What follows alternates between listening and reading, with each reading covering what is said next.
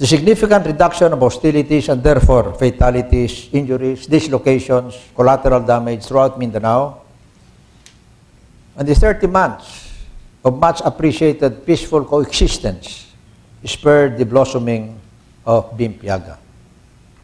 Upon assumption in July 1997 of General Orlando Soriano, former Commanding General Philippine Army, at that time the head of the National Irrigation Administration, NIA, and assigned by me to replace Ambassador Abad as GRP chairman.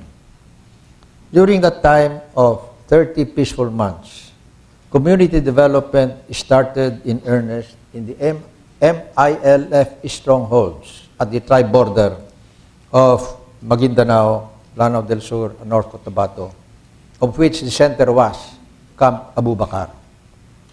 Soon thereafter, General Soriano asked my clearance to undertake 3 projects within the NIA's capability to complete. Number 1, installation of a potable water system for thousands of Abubakar residents, 5,000 families. Number 2, irrigation of 2,500 hectares of farmland around Camp Abubakar upon the completion of the Malmar irrigation system nearby, which was already 90% finished. And number 3, concreting of 15 kilometers of barangay road to Camp Abubakar from the main highway between Cotabato City, Malabang, and Marawi City. And so, to these 3 projects, initially requested by MILF Chairman Hashim Silamat, I gave my quick approval and released 100 million pesos to NIA for that purpose. Fortuitously, this was the non-violent breakthrough that both sides were hoping for. Meaning, in military strategy, this is the classic Trojan horse situation, where the government controls the periphery on the outside, but at the same time is already inside because of workers, armed forces engineers, and government officials influencing the situation towards a win-win solution. However,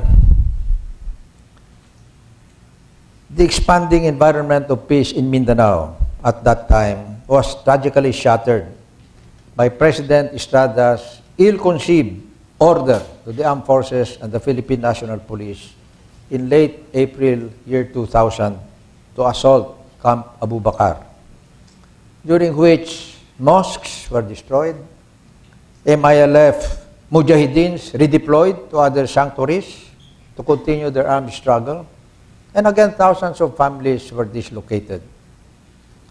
Media reports at that time made much of President Estrada's angry frame of mind. With due respect to him, during the 3rd week of April, starting on his 63rd birthday, on the 19th of April, which should have been a joyful period for all, but turned into a bitter pill with the news that on the same day, an Air Philippines airliner bound for Davao City had crashed on Samal Island, and all of the 131 passengers and crew aboard perished.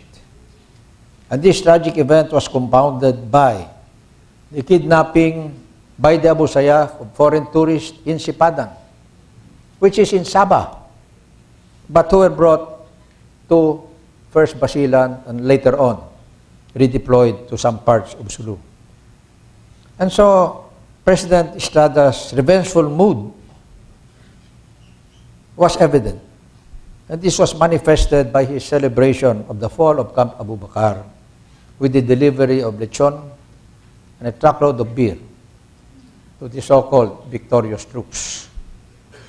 But such mindless desecration of Muslim cultural and religious sensitivities were resented by the MILF as intensely as the takeover of Camp Abubakar by the AFP and the PNP. And so, this sort of mentality we must now overcome. There's also another myth that continues to find some mileage up to now. And one of these is the frequently circulated myths by Estrada dream beaters or drum beaters about the alleged recognition of MILF camps by the Ramos administration, which many misinformed people believe up to this day. The plain truth of the matter, dear friends and fellow Filipinos, is that during President Estrada's time, on the 10th of February 1999, camps Abu Bakar and Busra were acknowledged as MILF camps by virtue of the first joint acknowledgement of the GRP and MILF panels. And then on the 6th of October 1999, camps Bilal in Lanao Norte, camps Rajamuda in North Cotabato, Maguindanao, camps Darapanan, Osama bin Said in Maguindanao, and camp Omar bin Khattab and camp Badre, also in Maguindanao, were further recognized as MILF camps in the second joint acknowledgement. And so, all in all, again, with due respect to all of the players at that time, President Estrada's war policy in Mindanao painfully set back not only the prospects of a final peace settlement, but also the sustainable development of the ARMM. Now, what have been the causes of war in Mindanao?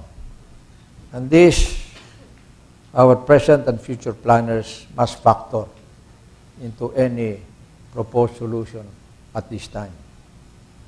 Government statistics show that during the period from 1970 to 1996, for which figures are available, in addition to the huge losses of lives and its socio-economic costs, some 73 billion pesos were spent by the AFP for arms and ammunition, the anti-secessionist campaign against the MNLF and its splinter groups, including the MILF. Think of how many UP scholars and school buildings and kilometers of concrete highways and bridges, and also post-harvest facilities and farm-to-market roads that 73 billion pesos could have bought during that period. So in the peso to dollar exchange ranged from 8 pesos to 26 pesos to the dollar. Plenty of social infrastructures, especially for education. In the year 2000, when President Estrada launched the all-out war policy against the MILF, it is estimated that an average of 20 million pesos a day were spent for a period of 3 months, or a total of 1.8 billion pesos. Despite the huge military spending, the war still took the lives of some 431 soldiers and policemen and wounded 624 more in 3 months. The direct cause of the renewed war in Mindanao, meaning the war now with the MILF, has amounted to, at the very least, some 2.3 billion pesos for the period from April 2000 to December 2003, for an average of 52 million pesos per month for that 44-month period, according to OPAP statistics. And quoting DSWD figures, the social costs of conflicts are also so staggering. In the year 2000, after the all-out war policy was launched, 1 million persons were displaced. Due to the crackdown on the Abu Sayyaf the following year, more than 200,000 more Filipinos were displaced. And then an additional 750 million displaced persons during the period 2001 to 2004, or a total of some 2 million people for that same 44-month period. And according to the 2005 Philippine Human Development Report, HDR,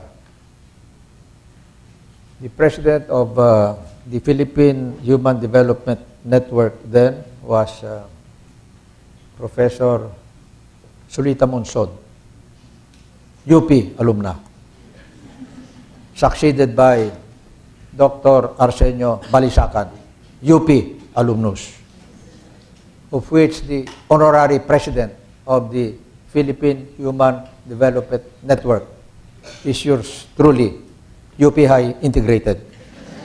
According to this report in 2005, the investment growth rate for all of Mindanao plunged deeply from positive 17% to negative 5% for the period year 2000 to year 2001. And considering, therefore, both explicit and implicit economic losses, our people suffered losses ranging from some 5 to 10 billion pesos annually from 1975 to the year 2002, for which Philippine Human Development Network reports are available, or the astronomical figure of 135 billion to 270 billion pesos for that 20-year period or 27-year period from 75 to year 2000. And so, dear friends, humahaba na ito, Gigi, Lori. Let me now bring us back to the present. The Arroyo administration, nevertheless, should be credited with exerting a great deal of effort to forge peace with the MILF, especially after this was spelled in full by Gigi, but I'll just say it quietly. After the SHIT hit the fan with the attack on Camp Abu Bakar, the Arroyo administration took valiant efforts to reopen the JRP MILF process. And therefore, in June year 2001, the parties went back to the negotiating table, this time with the aim of moving the peace process forward after it had been broken. And this initiative is called the Tripoli Agreement on Peace, signed by GRP, MILF, and OIC in Tripoli.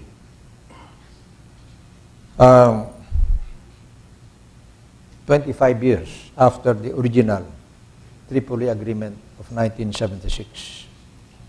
This new Tripoli Agreement had three major aspects. Number one, the security aspect, which constitutes the agreements on the cessation of hostilities, meaning ceasefire, and the eventual status of the Mujahideens who would lay down their firearms and come